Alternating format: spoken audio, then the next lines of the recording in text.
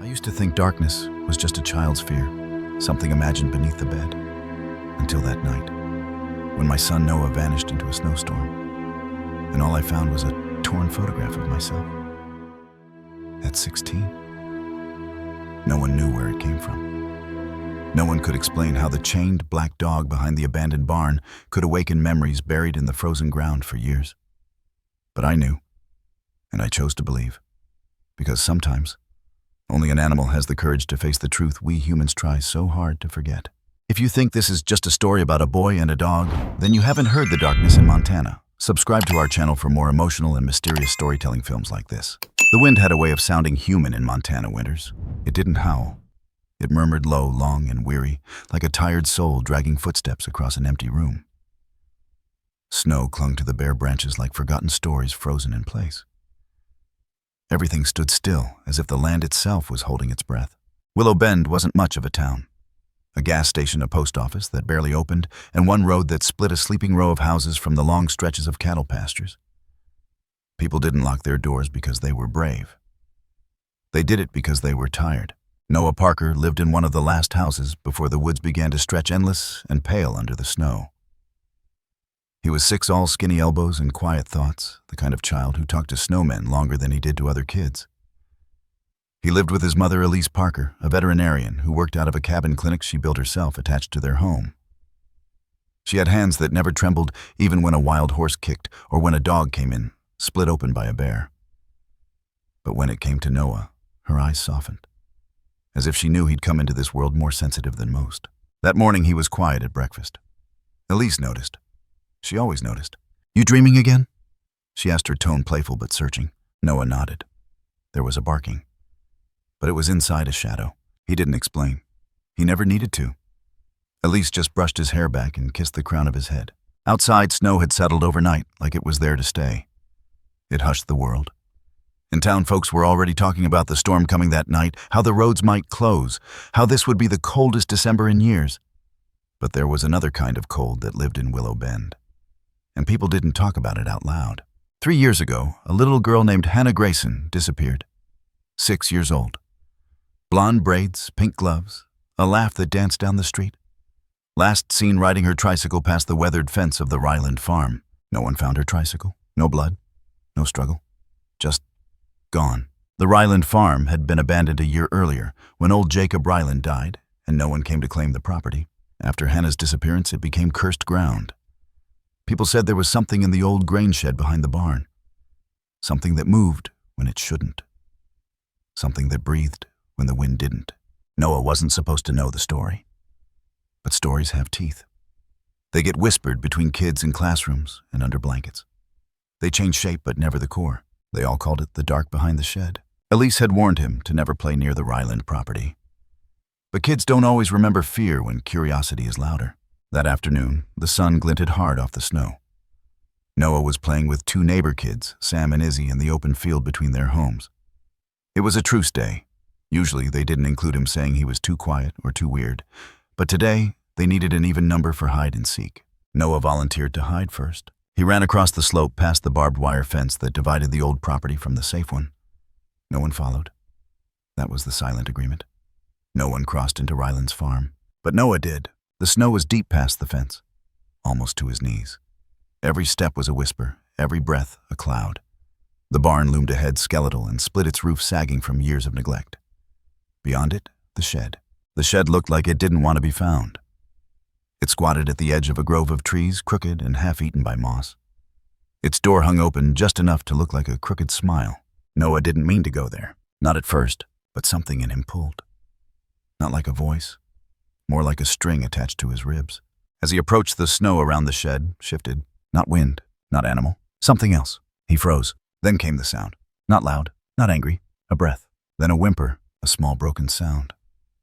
Like the sound he made the day his hamster died, and Elise held him until his tears stopped.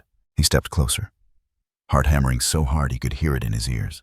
That's when he saw them. Eyes. 2 of them shining dark like onyx, watching him from the darkness inside the shed.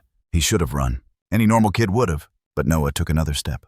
And another. The interior of the shed was lined with dust and rot. Old crates, broken tools. The smell was damp and sour like old meat and forgotten time. Then he saw it. a large black dog chained to a wooden post. Not just chained, tied with 2 layers of heavy rusted links wrapped around its neck and hind leg. Its fur was ragged thick in places and missing in others, revealing mottled pink scars beneath. One ear was torn halfway through, and there was a welt across its back that hadn't healed right. But it didn't growl, didn't lunge. It just stared. Its eyes didn't look like animal eyes. They looked human, not in shape. In sorrow, Noah stepped inside, fully one hand on the wooden frame of the shed. Breath shallow. The dog didn't move. Its ribs rose and fell slow, controlled, like it was trying not to look too alive. "Hi," Noah whispered. The dog blinked once, then lowered its head. Noah took that as permission. He knelt still, a safe distance away. "You're not the shadow," he whispered. The dog's ear twitched. A gust of wind pushed the door open wider behind him, sending a flurry of snow inside. The cold snap Noah back made him shiver. But he didn't leave. He reached into his coat pocket and pulled out half of a granola bar. The dog didn't move. He placed it gently on the floor and slid it forward with 2 fingers. The dog sniffed the air. Slowly, painfully, it shifted its front leg forward, dragging the chain taut, and nuzzled the granola bar. Then, with the most delicate movement Noah had ever seen, it took the bar between its teeth and retreated again. It didn't chew, just held it. Then, after a long moment, it dropped it gently to the floor, untouched. "Don't you like it?" Noah asked. The dog's eyes met his, and Noah felt something he couldn't explain. Like the dog wasn't hungry for food. It was hungry for time, for trust, for proof that the world hadn't forgotten it. Then came the voice. "Noah," a shout in the distance. "Sam, come out." "You're cheating." Noah flinched. The dog did too. It shrunk back into the shadow tail-tucked chain, rattling against the post like a warning bell. "I gotta go," Noah whispered. The dog blinked slowly. A blink that almost said, "I know." "I'll come back," Noah added. It didn't respond. But its eyes lingered on him as he backed away through the snow. When he reached the field again, Sam and Izzy were already throwing snowballs at each other, having long since abandoned the game. "You're not allowed past the fence," Izzy said when she saw him. Noah didn't answer. He just looked back once, at the crooked shed, at the secret he now carried. That night over dinner, he barely touched his food. Elise tried to pry gently. "You feeling okay?" "Yeah." "Did something happen with Sam and Izzy?" "No." "You look like you've seen a ghost." Noah thought about that and nodded. "A nice ghost?" Elise stared at him for a beat, then laughed softly. "Only you, kiddo." Later that night, while Elise was cleaning up the clinic, Noah crept into the pantry, took a small piece of chicken from the Tupperware, found an old towel, folded it neatly. Then, when no one was looking, he placed them both into his backpack and zipped it shut. Outside, the wind whispered through the pines again. But this time Noah wasn't afraid of the voice in the dark, because he knew now it wasn't a monster. It was a memory, waiting to be unchained. Noah never told his mother. It wasn't out of defiance. It was instinct. The kind that bubbles up quietly inside a child, whispering, "This is not for grown-up ears." Maybe it was the way the dog Bruno, as Noah had decided to name him, had looked at him that first day. Not as if pleading for rescue, but as if guarding something. A secret too heavy for anyone else to carry. The snow came harder the next evening, painting the fields in endless white. Elise was busy all night in the clinic, treating a neighbor's horse that had slipped on ice and fractured its leg. She didn't notice her son sneaking out the back door with an old metal lunchbox clutched tightly under his coat. Inside it were scraps, half a boiled egg, some sliced turkey, a piece of bread crust he'd saved from lunch. A hand towel, too, because it felt wrong to feed Bruno directly off the dirt floor. Noah had learned to move quietly, crunching snow only when necessary, breathing shallow. The stars were smothered behind thick clouds. But his path to the shed was already memorized. Bruno hadn't moved much, still chained to the post, still half hunched in the dark like a piece of broken furniture. But when Noah stepped inside and whispered, "It's me again," the dog's ears twitched. He didn't bark. He never did. He just watched. Noah slid the box across the floor again, stopping a little closer than last time. "I brought something better today. Real turkey." Bruno didn't move for a long moment. Then, as if some tiny switch flipped inside him, he reached forward and pulled the lunchbox closer with his paw. The chain clinked, but only once. Bruno was careful now, deliberate. He didn't eat greedily. He sniffed, then picked up the food with slow, practiced motion, like he remembered what it meant to be gentle. Noah watched, knees pulled to his chest. The wind outside slapped the sides of the shed, but inside it was still like a chapel carved from silence. "Your name's Bruno now," he said softly. "It just came to me, like from nowhere. But I think it's yours." The dog's head lifted, not high, just slightly, enough for his eyes to meet Noah's again. And then quietly, unexpectedly, Bruno wagged his tail. Not fast, just once. a slow, tired flicker against the floorboards. The next few nights became ritual. Noah waited until his mother was busy cleaning medical tools, reviewing cases, dozing off with the late-night news, then crept into the snow carrying something small. A glove, a sock, a sandwich corner. Bruno was always waiting. And every time Noah returned, the dog seemed just a little more alive. His ears perked higher. His ribs looked less sharp. His eyes, though, still dull from whatever suffering had burned through them, began to blink more. But he never barked. Until the 5th night. It had snowed all afternoon. The wind howled through the windows like a lost voice, and Elise had just scolded Noah for leaving the door open too long. She never saw the sandwich he slipped into his jacket or the flashlight hidden under his arm. He had to fight the wind that night. The path to the shed was half covered, and the fence had new snowdrifts piled high, nearly up to his chest. But when he reached the door, his heart did something strange. It skipped. He didn't know why, until he stepped inside. Bruno was standing, not sitting, not curled, standing, staring fixed at the far right corner of the shed. Noah followed his gaze, but saw nothing. Just a pile of moldy hay, a rusted shovel, a stain on the wall that had always been there. "Bruno," he whispered, and that's when it happened. Bruno barked, once, loud, sudden, raw. Noah stumbled backward, nearly dropping the flashlight. He'd never heard Bruno make a sound before. The bark wasn't aggressive. It was calling, like it was trying to say something. Then Bruno stepped forward, still chained, still limping, but eyes locked on the patch of dirt beside the wall. He barked again, and again. Each time the same thing happened. Noah's vision twisted, not the way dreams do, more like a sudden slide of memory. Flashes, images, a girl, blonde hair, a tricycle, pink gloves, and then nothing, just a sound. Something sharp, like a scream swallowed in snow. Noah dropped to his knees, hands pressed to his temples. It wasn't a dream. It wasn't a thought. It had hit him. He blinked hard. Cold sweat was forming under his beanie. When he looked again, Bruno was digging, claws striking the floor, teeth yanking at the soil. It didn't make sense. This was under the floorboards. There shouldn't have been any soil. But years of rot had eaten away the wooden planks near the wall. Snow and moisture had softened the earth underneath. Bruno growled low, not threateningly, but like he was remembering how to use his voice. And he kept digging. Noah didn't stop him, didn't speak, didn't move. Then suddenly Bruno stopped. He nudged something forward with his nose. It was small, dirt-covered. Noah crawled forward, wiping it clean with the hem of his jacket. It was a doll, a child's toy, but warped by time. Its plastic limbs were cracked. Its dress was rotted.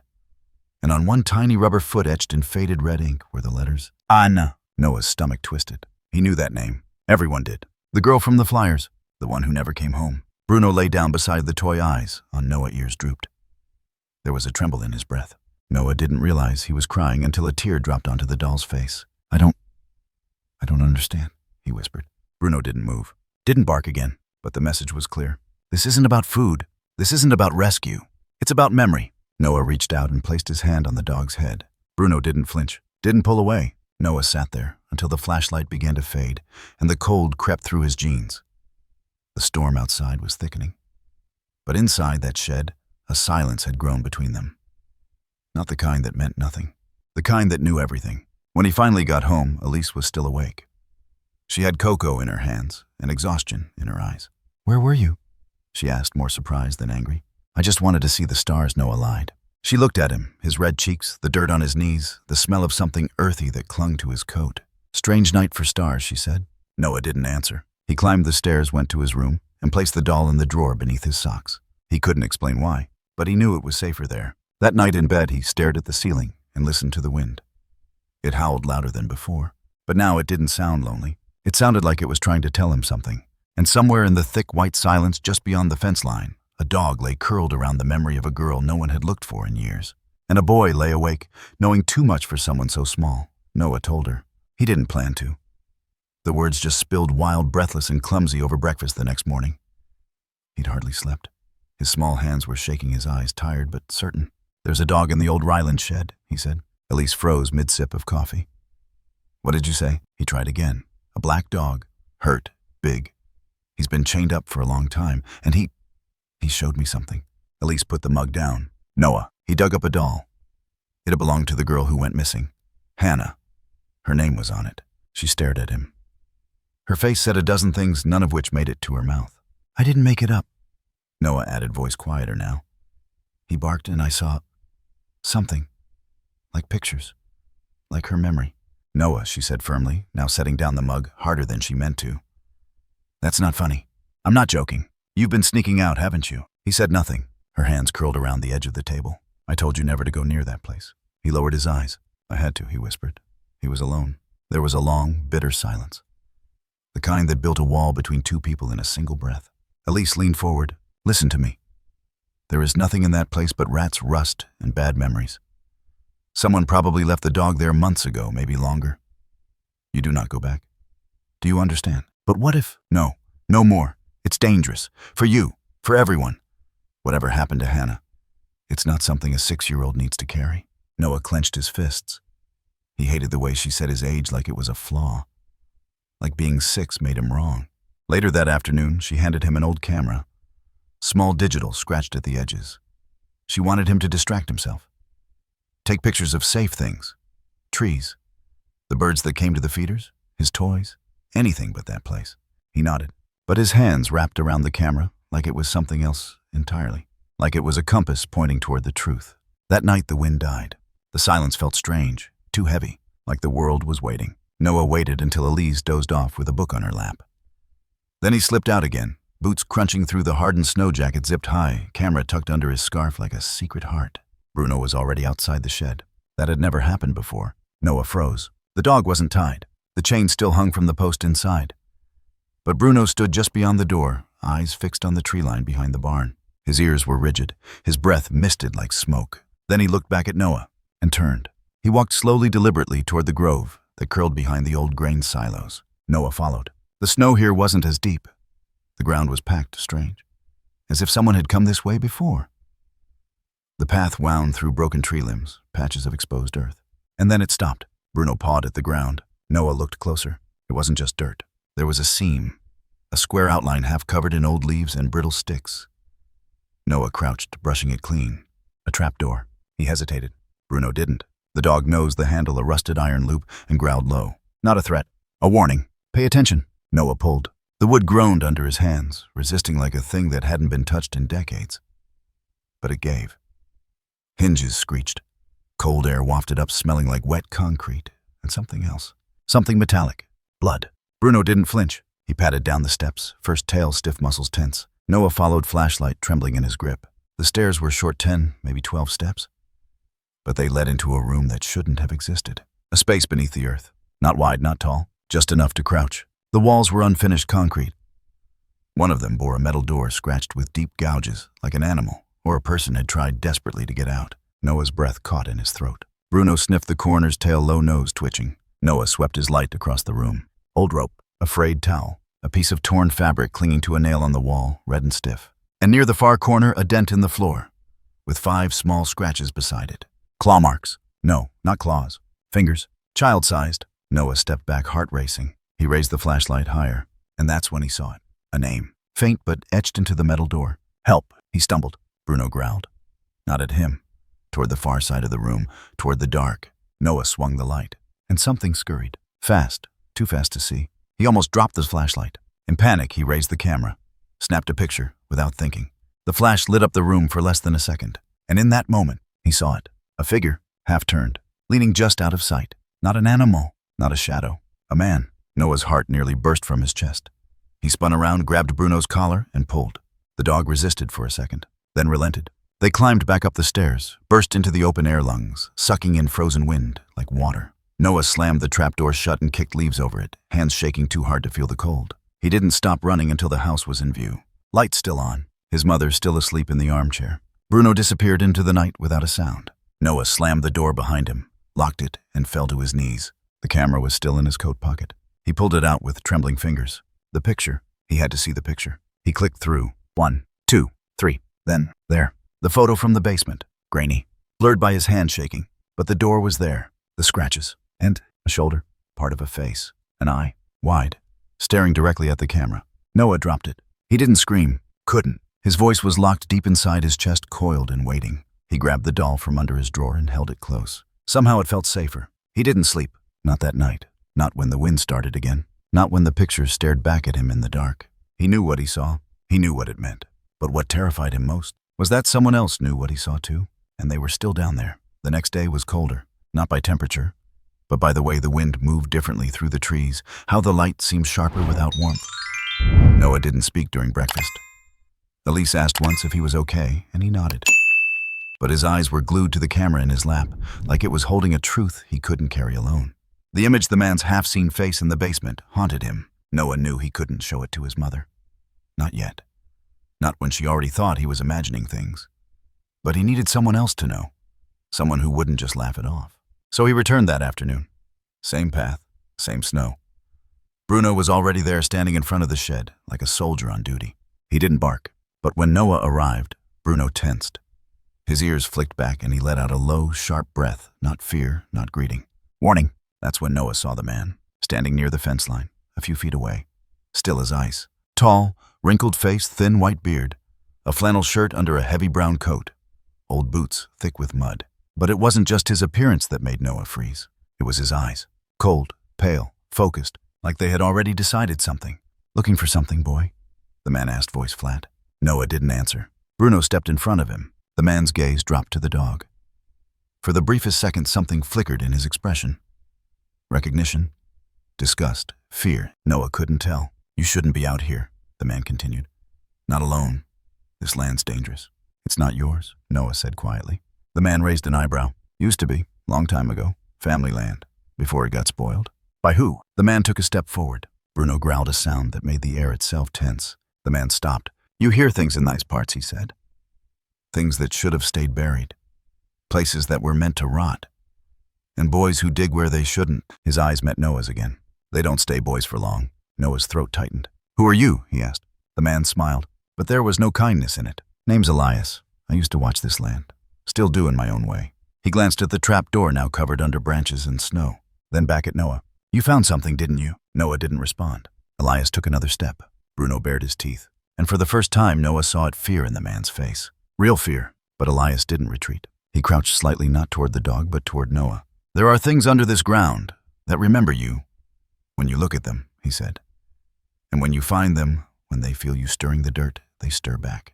Bruno lunged, snapping at the air between them. Elias didn't flinch. He stood up, brushed his coat, and stepped back. That dog, he don't just bark at ghosts. He carries them. Then he turned and walked away, disappearing behind the trees as quietly as he came. Noah's heart was hammering. His fingers dug into Bruno's fur. What was that, he whispered. Bruno didn't move for a long time. Then he turned toward the house and began walking. That night, something changed. Noah didn't feel safe in his own home. Elise was working late again. The clinic had an emergency with a birthing mare and wouldn't be home until past midnight. She left the porch light on, said she'd check in by phone, but Noah never made it to that call. Because around 11:42 p.m., as the wind outside howled sharp and low, he heard the click. Not loud, just soft, but unmistakable, the sound of a back door latch being tested. Bruno, who had snuck into the house an hour earlier and curled up under Noah's bed, tensed instantly. Noah held his breath. Then the unmistakable creak of the floorboards in the kitchen. He sat upright, heart slamming his ribs like a warning drum. Bruno growled softly. Not the kind he gave to scare off squirrels or passing coyotes. This was real. The kind that said, we're not alone. Noah grabbed the flashlight, his camera. He tiptoed down the stairs, Bruno at his side, like a silent shadow. The kitchen light was off, but the fridge light glowed faintly. That wasn't right. Elise always shut it tight. The door was ajar. A draft came through the back, cold and slow. Noah approached. He reached for the switch. Flicked it. Nothing. The lights didn't come on. He stepped closer to the back door. The bolt was unlatched. Bruno moved forward, nose twitching, every muscle ready to spring. Noah's fingers trembled as he reached for the fuse box in the pantry. Opened it. A single word left his mouth. No. The wires were cut. Not torn. Snipped. Clean. Precise. Deliberate. Bruno let out a low growl again. Noah turned back toward the window. Something outside moved. Fast. A figure. Vanishing beyond the barn. He raised his camera. Snapped. Flash lit up the yard. For a split second, he saw the man again. Elias. But this time his face wasn't calm. It was twisted. Like he had just seen something he didn't understand. Bruno barked. Loud. Noah grabbed the camera and ran to the door. But when he opened it, the night was empty. Just wind. Just snow. But the fear remained. Not because Elias had come, but because he hadn't taken anything. He didn't want to steal. He wanted to warn. Or worse, silence. When Elise returned an hour later, the electricity was still out. She blamed the storm. Called the technician. Noah didn't say anything. But that night, he slept with Bruno in his bed. And the camera under his pillow. The photo he took, it showed more than a man. It showed something behind him. A shape. A shadow. Standing by the barn. And it had no face. It started with a sound. A thud, followed by silence. Then a scream. Noah was in his room, taping the blurry basement photo to the inside of his closet wall, the one he hadn't dared show his mother yet. He heard her call out from the stairs, a short yell, then a loud crash. By the time he got to the hallway, she was lying at the foot of the stairs, groaning and clutching her shoulder. "Mom," Elise blinked up at him. Her face was pale, her breathing quick. "I slipped," she muttered. "I think my arm." Noah helped her up with all the strength a 6-year-old could offer. But it was Bruno who appeared first, seemingly out of nowhere. He moved with precision and focus, sniffing the air not like a pet concerned for his owner, but like a soldier confirming a threat. Elise clutched the banister. "I felt something." Behind me. A push. Noah froze. Bruno growled. Not a bark, not a whimper. A sharp guttural sound that reverberated through the hallway. Elise shivered. "I thought I was alone," she whispered. Noah didn't answer. Because deep down, he already knew the truth. She wasn't. That night, he sat next to Bruno at the edge of the woods.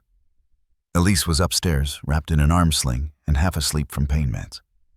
She had told him not to wander, not to go far. But Noah needed answers, and he only knew one creature who seemed to be giving them. Bruno paced the snow line like he was tracking something ancient. The wind shifted. His ears perked, and then he bolted. "No, wait," Noah called out, chasing after him into the tree line, his boots crunching over hardened ice. Bruno's body moved like liquid across the white.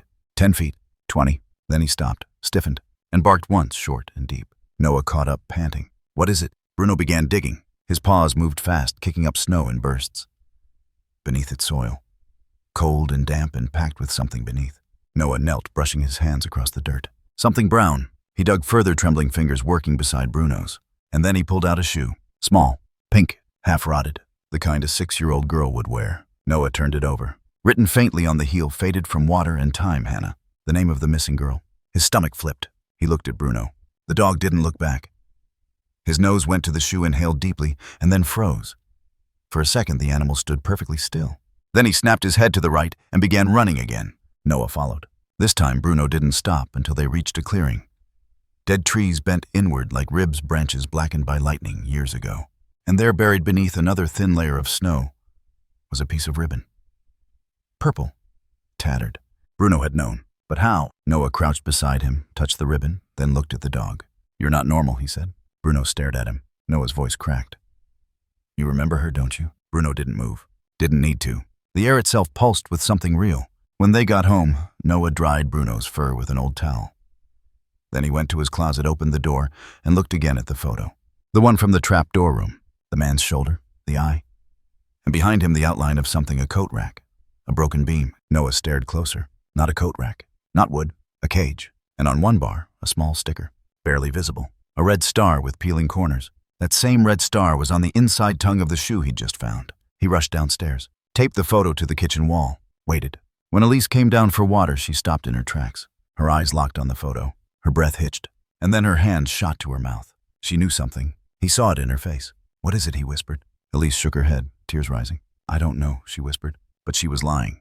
Bruno stood between them, watching her, not with suspicion, with sadness, like he had seen this before, like he had smelled it in someone else's pain. Noah didn't press, not yet. Instead, he walked to the counter, grabbed an old lunchbox, opened it. Inside, small things. Toys, stones, buttons. He held up a scarf. Bruno sniffed it, then jerked his head toward the window. His body went stiff, and he started barking loud. Urgent. He sprinted to the front door, pawed it, barked again. Noah looked at Elise. She looked terrified, but not at the dog, at what the dog might remember. Noah opened the door. Bruno took off into the darkness, nose to the ground, tail stiff as iron. Noah ran after him, the scarf forgotten in the snow behind them. Bruno didn't slow down. Not for trees, not for fallen branches. He knew where to go, as if the memory he'd smelled had turned into a map, and every scent, every echo of something lost, pushed him forward. Noah kept pace until they reached a broken stump on the far side of the creek. There, beneath a pile of frozen leaves, Bruno began to dig again. And this time, what he pulled up made Noah fall backward. A tattered dress, child-sized, with red stars printed across the collar. It was the same pattern as the sticker on the cage bar. Noah turned and threw up. Bruno nudged him with his snout, softly waiting, then laid beside him. For the first time in days, the dog looked tired, as if remembering cost him something too. When Noah got home, he didn't speak. He simply walked to the kitchen. Elise was waiting, still staring at the photo. Noah held up the dress. "I found this." Her face went white. "I need to know," he said. "You know him, don't you?" She didn't respond. Bruno walked in, sat down beside Noah, and then, without warning, he whined. A long, low sound, like grief, Like pleading, Elise turned to the dog and whispered something Noah never forgot. Something that changed the way he saw her forever. I saw you once. Before. In the back of that man's truck. Noah's blood ran cold. You knew him. She nodded. Her voice trembled. I treated one of his dogs years ago. He said it got hurt in a fight with a stray. But I remember now your eyes, your body. You were that dog. He called you Beast. You had stitches on your ribs. I was told not to ask. Noah stared at Bruno. Bruno stared back. He had escaped. Somehow. And now he was remembering, piece by piece. Noah looked back at his mother. You let me believe I imagined it. I didn't remember until now, she said. But Bruno did. Noah whispered. He never forgot. Outside, the wind picked up again. And from far beyond the woods, the sound of something moving. Watching. Waiting. The past was not done. And Bruno was not just a dog. The photo stayed on the wall. Elise stared at it long after Noah had gone to sleep. The kitchen was silent, but not peaceful. Every creak of the wood, every whisper of wind against the windows made her flinch. Not because of fear from the outside, but because of what she had remembered and what she had forgotten by choice. She pulled the photo closer to the under-cabinet light. The image was grainy but clear enough now that her mind had adjusted. The red star was burned into her memory. The metal bars behind the man. The edge of the trap door, and there, a faded black symbol nearly invisible, just to the left of the cage. It wasn't scribbled randomly. It had shape, pattern, something sharp and coiled like a thorn twisting through a circle. It made her skin crawl, because she'd seen it before, not in dreams, not in memory, but in a file. 3 years ago, she dropped the photo, ran upstairs to the attic, and pulled down a cardboard box marked Clinic 2019 to 2022. Her fingers fumbled through folders, vaccination forms, treatment logs, adoption follow-ups. Until she reached a red folder with a handwritten label. Police Conf, missing girl, Hannah B. Back then, as a vet working on the edge of small-town Montana, she was asked to assist in a case unofficially. One of the police dogs had picked up a strange skin rash, and Elise was called in to treat it without raising flags to the press. That's how she got access to some of the background files. She didn't ask too many questions at the time. But now, flipping through the copies she'd foolishly kept, she found it. A photo from the scene. The storage shed. A shot taken by a rookie officer of graffiti etched into the lower interior wall. And there it was again. That same symbol. Dark spiraling like a thorned vine devouring itself. Elise's chest tightened. The symbol had never been released to the public. Never shown in any media. She was sure of it because she was told it was not relevant to the case at the time. But someone thought it was important enough to carve into the walls of a murder scene. And now it was in her son's photo. Still fresh. Still there, still used. She opened her laptop. Searched through the county public case archive. The name she was looking for came up quickly, Martin Hale. He was listed as a person of interest in Hannah Barlow's disappearance in 2022. A local repairman, single, no record, had worked on the farm's plumbing system 2 months before Hannah vanished. But he was cleared lack of evidence, or so it had seemed. Elise scrolled down further. A witness interview buried in the file. Martin Hale had been trained in agricultural systems by an older farmer in the region. The name, Elias Granger. Noah hadn't imagined the connection. Bruno hadn't guessed. It was real.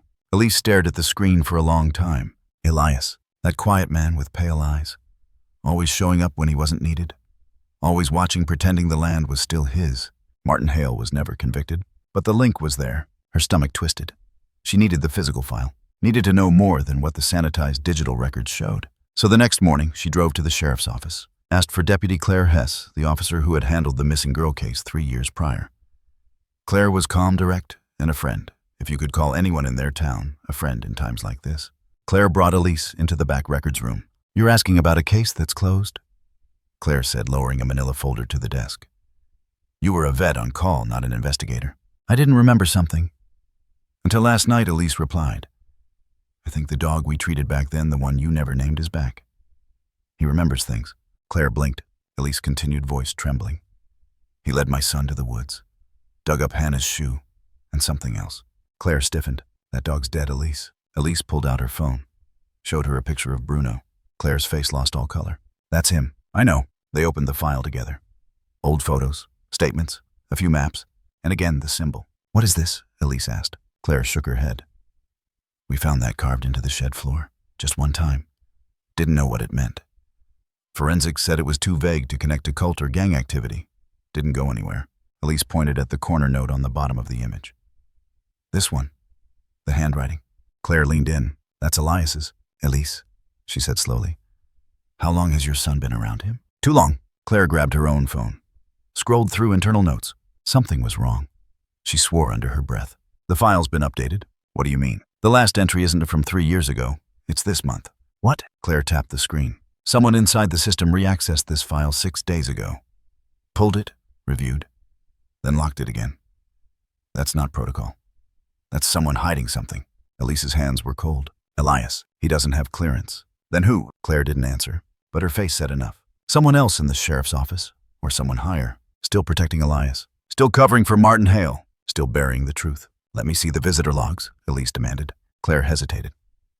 Elise, you're not law enforcement. If you go poking around, my son found a bloodied dress in the woods. He saw the trap door, took a photo of the cage, a symbol no one ever released. How many more girls have to disappear before someone listens? Claire looked away. Finally, she opened the log. There it was. A name, Detective R. Morrison. Viewed the file. Date 6 days ago. Time 02:17 a.m. After hours. Alone. What the hell is this? Claire whispered. Elise stood. I don't know. But I'm not waiting for it to happen again. She left the station with the files she could carry copies she wasn't supposed to have. She drove back with her foot pressed hard to the pedal. Noah was still at home drawing quietly. Bruno at his side. Did he leave again? She asked. Noah looked up. Who? El Elias? Noah nodded. He was across the road, watching. Bruno stood ears flat. He walked to the window and stared into the trees. Then he growled, low, certain. He remembered something coming. It started with silence. Not the kind that feels peaceful. Not the kind you grow up with in a place like rural Montana, where snow muffles the sound of life and trees seem to whisper rather than creak. This was the kind of silence that feels intentional, like something is watching you just out of sight. Noah noticed it first. Bruno wasn't at the back porch. Every night since their first meeting, Bruno had been waiting by the old wooden steps when Noah got up to check his breath. A warm fog in the frigid air. But tonight, nothing. The snow on the steps hadn't been disturbed. No paw prints, no dark shape watching from the shadows of the barn. Noah, Elise called softly from inside. Come back in, sweetheart. It's freezing. He didn't move, just stared into the darkness. Something was wrong. Elise touched his shoulder. Bruno might be with the neighbors.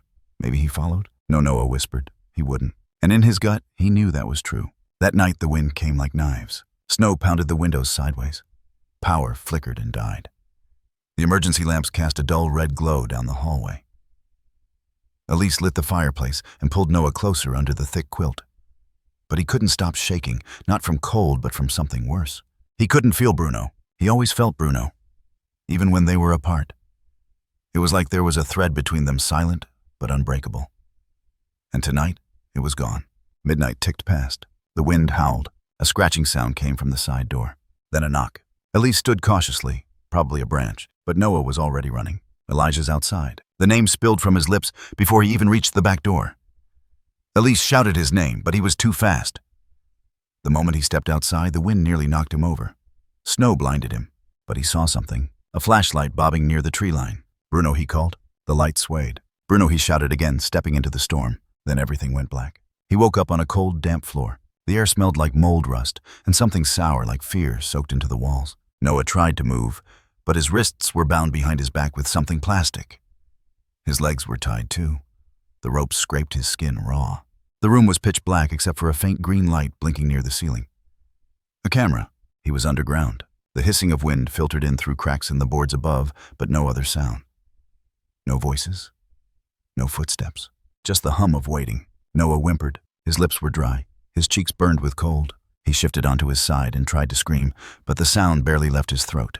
Then he heard it. Not footsteps. Not breathing. A low, distant howl. Faint, but unmistakable. Bruno, calling him. Somewhere far above, Bruno was moving through the woods. His paws tore across frozen ground. His nose to the snow weaving through memories only he could read. He didn't need scent, not entirely. Bruno remembered. Every turn, every trap, every lie. He followed the same trail Noah had been dragged along hours before. He found the piece of cloth Noah's mitten snagged on a fence post. Smelled the fear on it. Pressed forward. Snow lashed his eyes, but he didn't stop. A mile north, the old shed door was ajar. He growled, not out of rage, but out of recognition. Back in the underground room, Noah twisted onto his back. His breath left little clouds in the freezing air. He looked up at the wooden ceiling. A single rusty nail stuck out from a board directly above him. He scooted closer. He knew if he could just reach it, maybe he could cut the plastic on his wrists. Then his eyes caught something else on the wall across the room. A series of photos, old, yellowed, stapled in uneven rows like someone had been studying them for years. One of them stopped his breath cold. It was his mother, younger, maybe 16, her hair in a ponytail, smiling. Behind her, that same spiral symbol painted on a barn door. She wasn't alone. She was standing next to someone he didn't recognize, a tall man in work overalls. His face was scribbled out, but Noah could see the hand on her shoulder.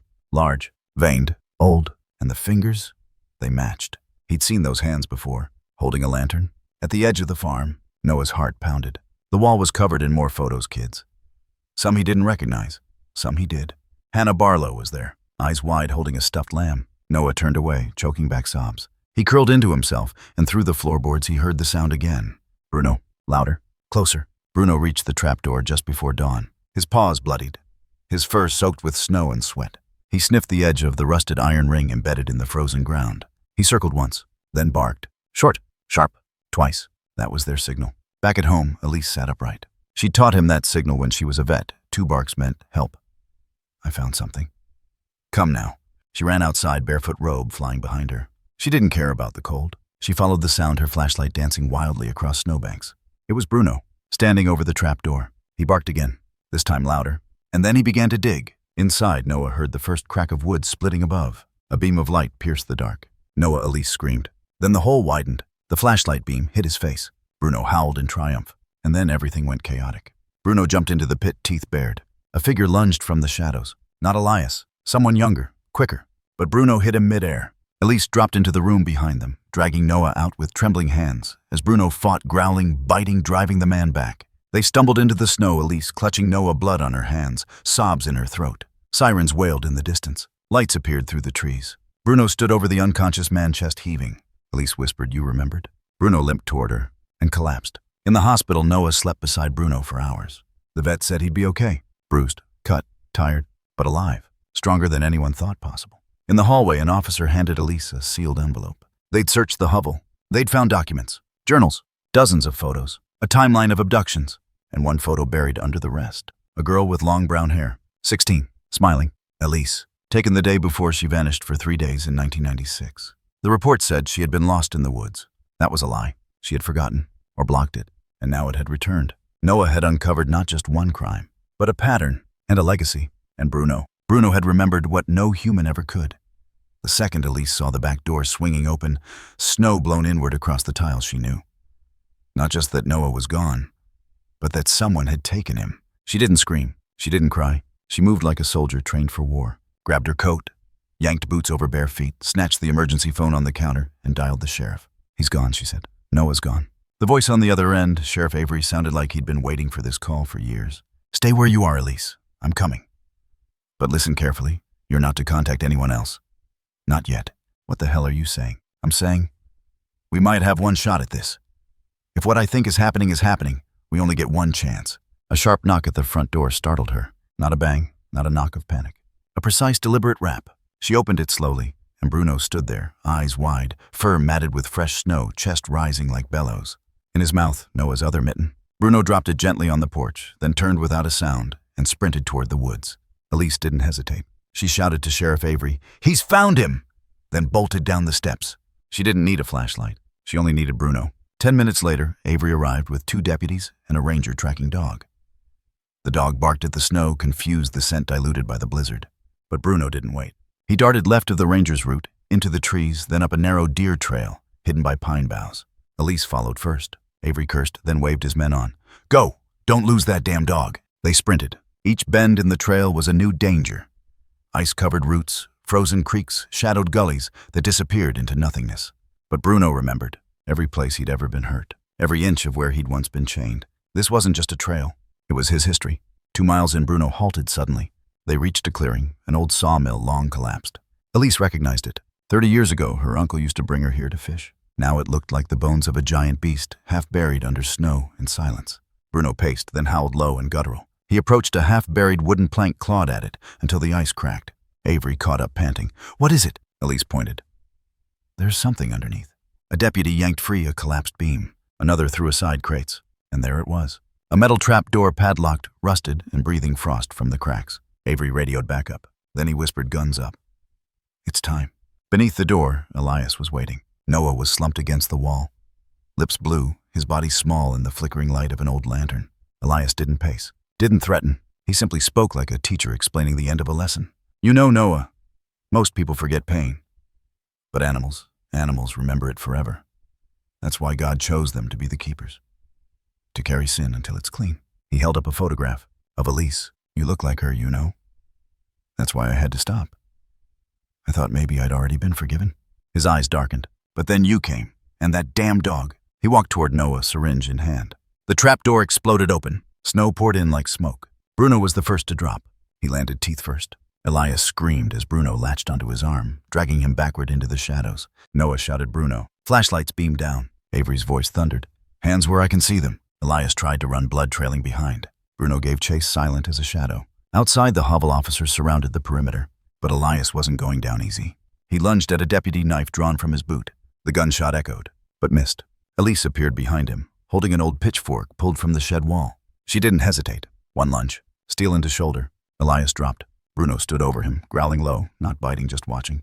Avery handcuffed the man, pressing his face into the snow. You're done, he muttered. Elias smiled. You think this ends with me? Back at the hospital, Noah was declared hypothermic but stable. Elise held him through the night. She didn't speak. She didn't sleep. Bruno lay curled at the foot of the bed, ears twitching at every hallway sound. A nurse came in quietly at dawn, adjusting the IV. She looked down at Bruno. He saved him. Elise nodded. No, she whispered. He remembered him. The nurse frowned. But Elise just closed her eyes and said, that dog didn't just find my son. He found the truth I buried too long ago. Outside the window, the storm had ended. But in Bruno's eyes, something still stirred, as if this wasn't over. Not yet. The moment the cuffs clicked around Elias's wrists, everything should have been over. But the snow kept falling. The wind kept whispering. And Bruno stood motionless over the man who had once called him by name. Blood dripped steadily from Bruno's shoulder. A clean, deep puncture. Something sharp had sliced through skin and muscle and time. No one noticed it at first. They were too focused on Elias. Too busy searching the hidden corners of the underground chamber. Too busy loading Noah into a rescue blanket, checking vitals, pressing warm packs to blue fingers. But Bruno noticed. His paw slipped slightly on the frost-slick floor. He growled softly, a vibration low in his chest. His breath steamed like a ghost's in the cold. And then he turned, walked away from the light, and disappeared into the trees. Noah, Elise whispered, stroking her son's cheek as they sat huddled beside the sheriff's truck. We're safe now. But Noah didn't speak. He didn't blink. His eyes locked on the dark edge of the forest, where a shape had once stood. Bruno, he asked. Elise smiled, thinking he meant later. Yes, he'll be back soon. But Noah's face fell. No, he said, voice flat. He's leaving. He reached into his coat, fingers trembling, and pulled out something small. A photograph, folded old and damp with snow. It was Elias, 20 years younger, holding a girl in overalls. Her face bruised, her eyes empty. And in the bottom corner, barely visible, Bruno, tied to a post in the background. Watching. Noah didn't sleep for the first 3 nights. He didn't eat the soup his mother reheated. Didn't touch the toys she placed near the foot of his bed. He sat in the window instead, wrapped in a fleece blanket, staring out into the woods. He's not coming back, he said once quietly. Elise touched his shoulder. You don't know that. I do. How? He turned his head. 'Cause he gave me the picture. Elise's throat caught. He gave it to you. Noah nodded. He left it in my pocket after he pulled me out of the basement. I didn't even feel it. She tried to smile. Maybe that's his way of saying goodbye. No, Noah whispered.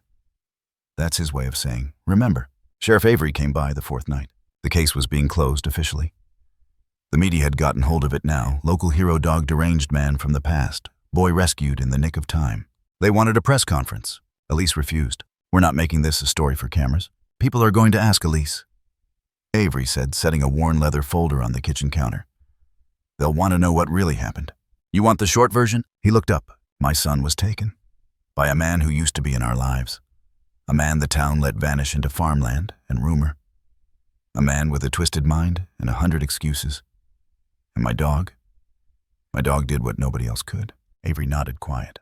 I'll handle the media. He started to leave, but turned back once more. That photo Noah found, he said. Forensics confirmed it. That was the missing girl. The one from 3 years ago. That photo was taken in the barn. So now we have proof. Yes, he said slowly, but no body. Elise looked at him, eyes dark. And no Bruno. The 7th night, Noah finally spoke without being asked. He walked into the living room while Elise sat reading and held something out in his hand. It was one of Bruno's tags, silver engraved, scratched at the edges. "Where'd you find it?" Elise asked. "Under my bed," Noah said. She blinked.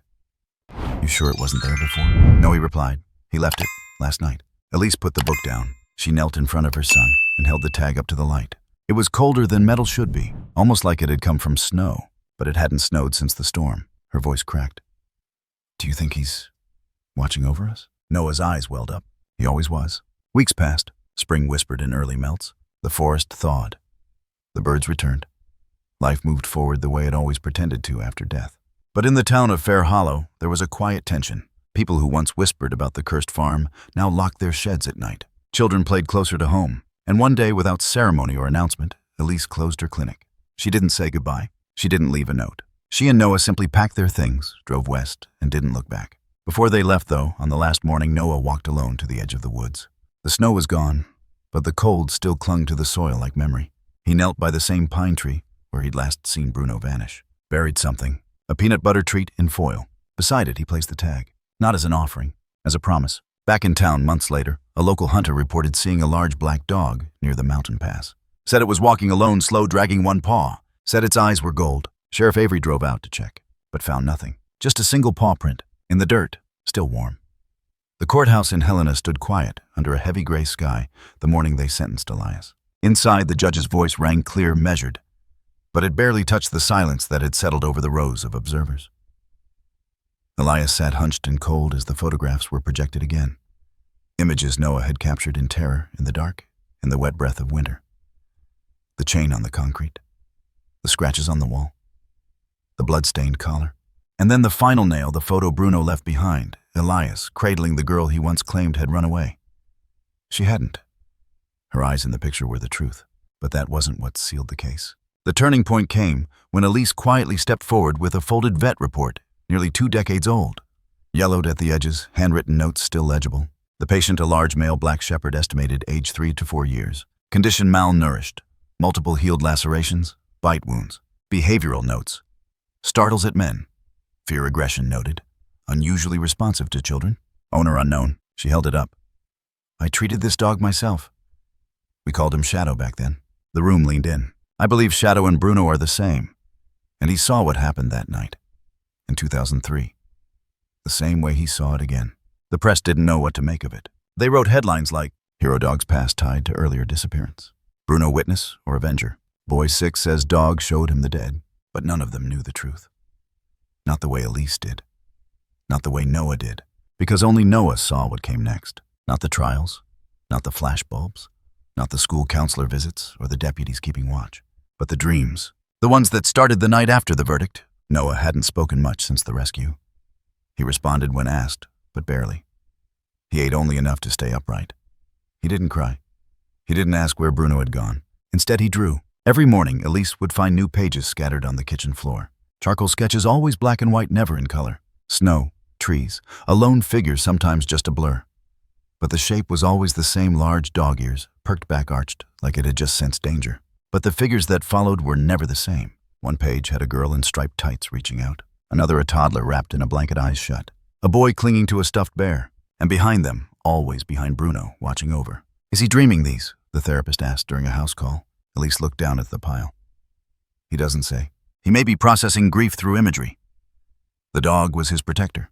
He wasn't just a dog, Elise said softly. He knew things. The therapist offered a clinical smile. "We project what we need onto those we love." Then explain this. Elise slid over one of the sketches. The girl with striped tights. The same girl from the photo Bruno had left behind. Same posture, same pattern, same ribbon. Noah had never seen the photo.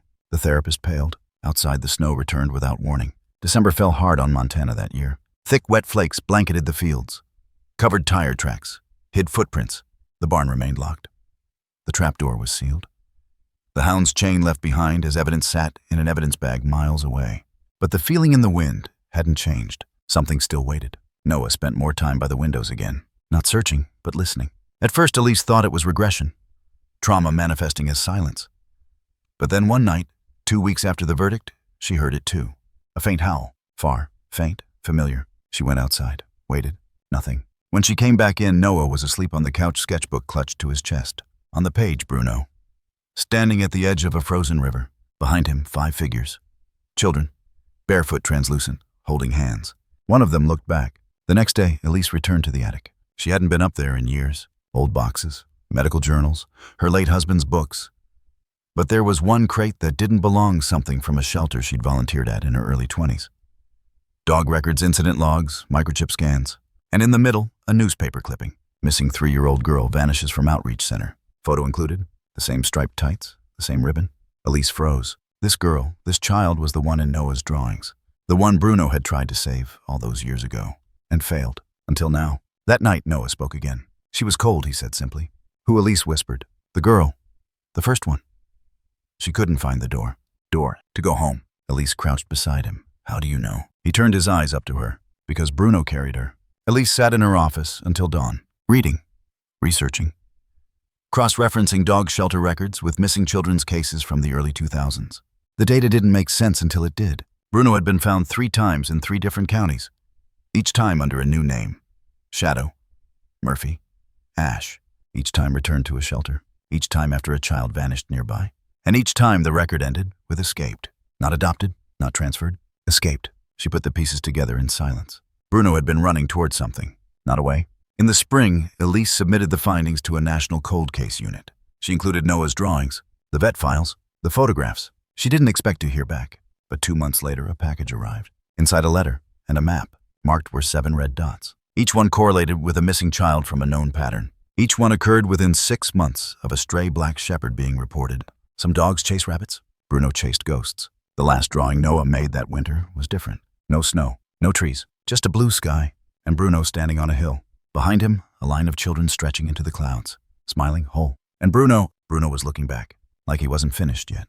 The snow fell silently that morning. Soft, steady, as if the earth itself was exhaling after holding its breath too long.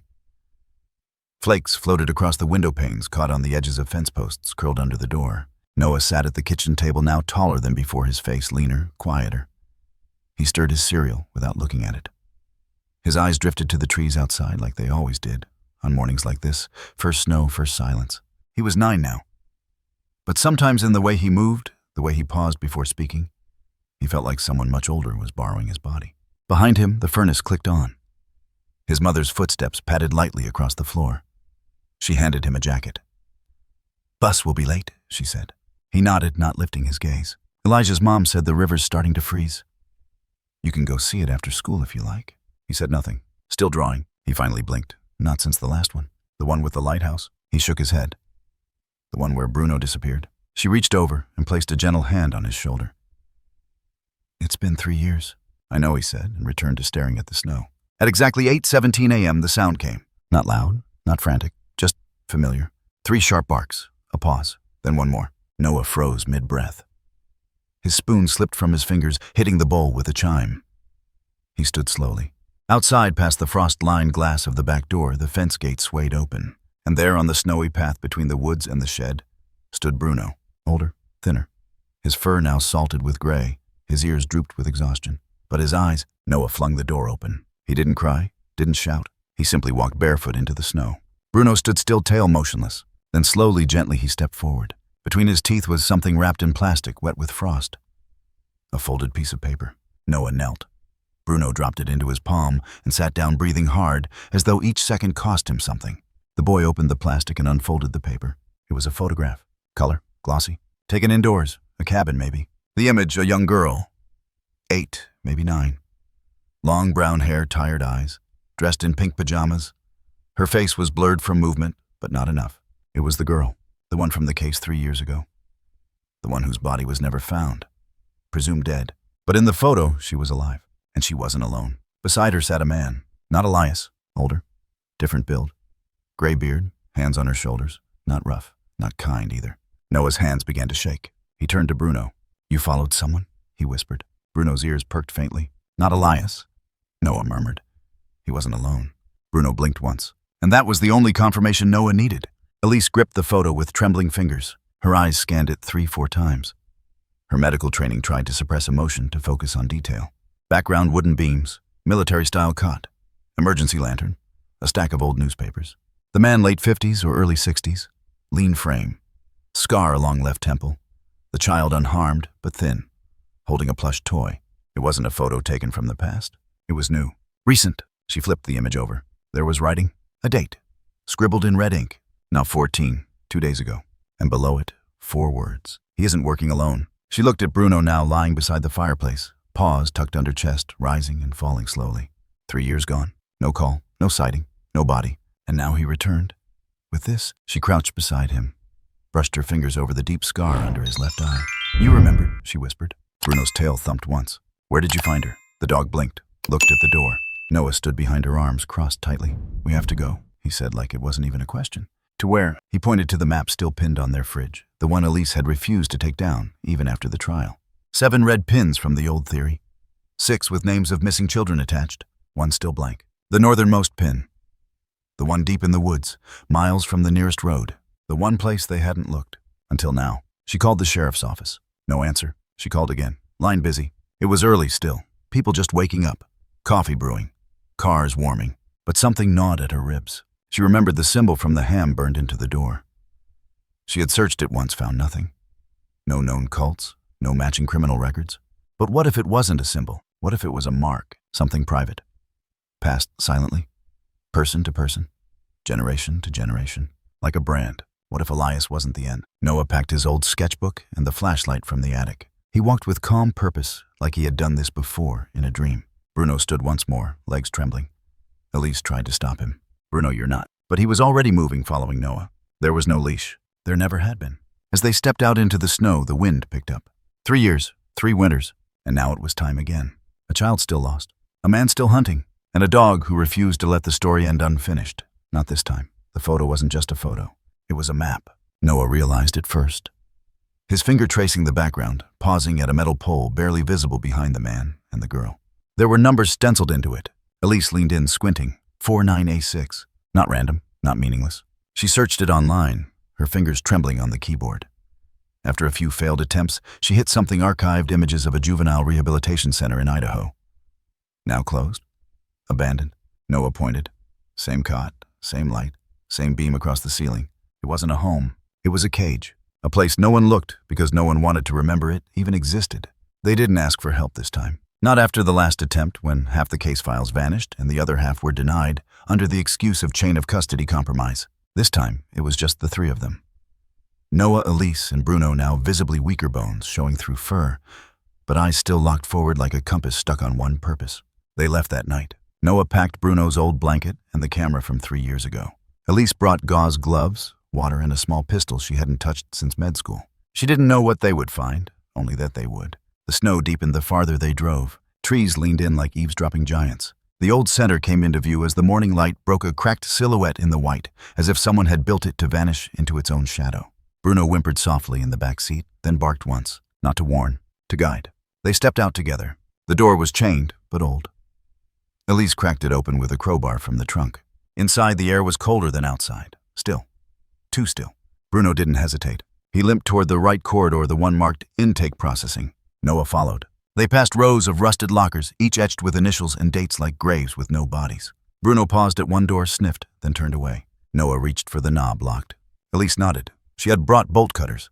Inside the room, an old office. Desk flipped.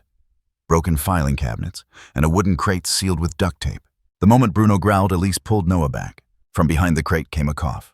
Then a voice. Don't shoot. A man emerged thin, unshaven, wearing a maintenance uniform. His eyes bloodshot. You shouldn't be here. Neither should you, Elise replied, cocking the pistol. Who else is here? He looked at Bruno. You brought that thing back. The man backed into the wall. I didn't know he remembered. His name was Jeff Cray. Former staff. Hired in the early 2000s. Claimed he was just a guard back when the place still operated legally. But the papers he had hidden said otherwise. Photos, ledgers, names, not just children. Clients, buyers, payments coded through fake charity events. Disguised as donations, labeled as resettlement support and psychological recovery packages. The man they thought was the ringleader, Elias, was only a tool. The real orchestrator was a man named Victor Harlan, a former behavioral consultant. Well-spoken, clean record, no photos on social media, no traceable digital life. But Bruno had seen him. Noah showed Jeff the photo. Jeff nodded slowly. That's him. Always stayed in the background. Traveled alone. Never used the same car twice. Where is he now? Gone. He left when Elias was caught. Said the plan was compromised. Took one kid with him. Which one? The girl. The last one. Elise called a federal contact. This time she didn't say her name. She only sent the photo, the files, the location. "Just look," she said before hanging up. Hours passed. Jeff was taken into custody quietly, but the FBI arrived in force that afternoon. They found a second photo in the sealed ductwork of the same girl taken just weeks earlier, now in a different setting. A wooden cabin with a distinctive stained glass window behind her. Noah stared. "I've seen that glass before." He ran to Bruno and opened the sketchbook he'd brought, the one with the dreams, the visions. Page 12, the same stained glass pattern. A cross of red vines. A background of pine needles. He had drawn it 2 years ago. A place he'd never seen, but Bruno had. Using the pattern and local registries, the agents tracked the cabin to a location in Wyoming 5 hours away. They moved fast. By sundown, they reached it, and they weren't alone. Victor Harlan was there, arrested without resistance, calm, collected. But in the basement, behind a false wall, they found her. The girl from the photo, alive, scared, but alive. She ran to Bruno first, wrapped her arms around him without fear. He whimpered once, licked her cheek, then lay down. His breathing shallow, his eyes still sharp but dimming. Noah sat beside him, stroking his fur. "You remembered?" he whispered. Bruno blinked once, then closed his eyes. Noah didn't cry, not right away. He waited until the agents left the cabin cleared and the girl was in the back of an ambulance, warm and safe. He waited until the snow began again, soft and unending. Then he stood in the field, holding Bruno's collar. And he cried into the falling white as the world began to bury everything that had finally surfaced. Bruno wasn't just a dog. He was memory. He was justice. He was the truth that refused to stay buried. And now he could finally rest. He passed just as the sun rose. Noah didn't say a word. He just held Bruno close, his arms wrapped tightly around the dog's fragile body. His cheek pressed against the thinning fur, still warm. The breath that left Bruno's chest was soft, barely there, like snow falling upward. For a moment, the world was quiet. No sirens, no wind, just the soft sigh of the Montana forest, waking under the pale light of early spring. Noah lifted his head. His lips didn't tremble. But his eyes, those deep ocean gray eyes, held something older than 6 years. Something too heavy to carry, but too sacred to put down. Elise knelt beside him. Her hand touched Noah's shoulder. Then gently she helped him place Bruno down upon the earth. They buried him just behind the tree line, where the woods met the field, and the sky stretched endless above. The same place where he first barked at the snow, and the truth started to rise from underneath it. On the wooden cross carved carefully in block letters, Noah wrote, "The guardian of memory, the one who woke the truth." Elise placed a single photo below it, Bruno lying beside Noah, both of them looking out at the horizon. And then they walked home, not because they wanted to, but because they had to. Weeks passed. The snow melted slow. Children returned to their bikes. Parents waved from porches. And the police station issued a quiet press release. Case resolved. Suspect convicted. Victims identified. No further comment. But something had shifted. Not in the town, not on paper. In Noah, he stopped drawing monsters. He began capturing moments. With the same camera his mother once gave him to chase light instead of shadows, Noah started to take photos again. But not like before. Now they weren't of hiding places, or broken fences, or claw marks in the dark. They were of truth. A pair of shoes beside a swing set. A dog's shadow on the back wall of a barn. A scar on a little girl's arm, held proudly, not hidden. Each frame held a memory. Not his, not Bruno's, but both. That spring, with help from Elise and the local community center, Noah curated his first gallery. The final photo. A modest exhibition, but packed. Dozens came. Reporters asked questions. Noah didn't answer. He simply stood beside the photos, one of Bruno's paw prints in fresh snow. One of the girls smiling, holding a sunflower in one hand and a stuffed bear in the other. One of Elias, his face blurred behind frost-laced glass. But the one that made people stop, go silent and cry without knowing why, was the last photo. It was Bruno, mid-step, walking away. His tail low but wagging ears forward, a halo of morning light, catching the outline of his body like gold. There was no one else in the frame. Only snow behind him, only forest ahead. And just before he vanished into the trees, his head turned slightly, as if he'd seen something, as if he was following it. After the exhibition, Noah walked out alone, through the narrow path behind the center, down past the frozen creek, across the field that once held silence like a secret. And there, where Bruno first appeared to him, all those seasons ago, Noah stood still. He didn't call out, didn't kneel, just breathed and listened. The trees whispered, branches creaked, birds shifted above, startled by something unseen. And then, a flicker, a blur of movement between the trunks, not threatening, not fast, just there, a shape, a shadow. Noah's heart didn't skip, didn't freeze. He simply smiled, because now he understood. Some stories don't end. They walk with you, in silence, in memory, in every photo that refuses to fade, in every truth that refuses to be buried. And as he turned back, the first flake of the season's final snow fell on his shoulder. White, soft, weightless, almost like a paw print.